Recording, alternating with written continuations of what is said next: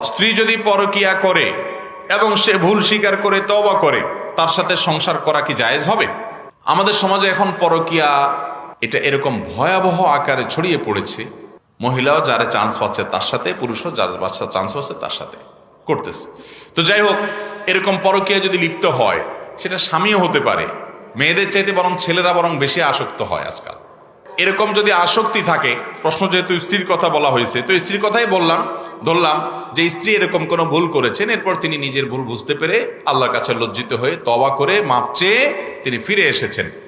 আপনার কাছে সেটা ধরা পড়ার পর তার তওবাটাও আপনার কাছে মনে হয়েছে যে তিনি আসলে অন্তর থেকে খাঁটি তওবায়ে নাসুহা করেছেন এবং তিনি ফিরে এসেছেন, আপনার কাছেও সে দুঃখ প্রকাশ করেছেন, আর কখনো করবেন না সংকল্প করেছেন, আপনার কাছে মনে হয়েছে যে হ্যাঁ তার তওবাটা টিকবে মনে হয়, তাহলে অবশ্যই আপনি তাকে ক্ষমা করে তার সাথে সংসার করতে পারবেন। শুধু পারবেন না, বরং ক্ষমা করে তাকে সুযোগ দেওয়া আপনার উচিত।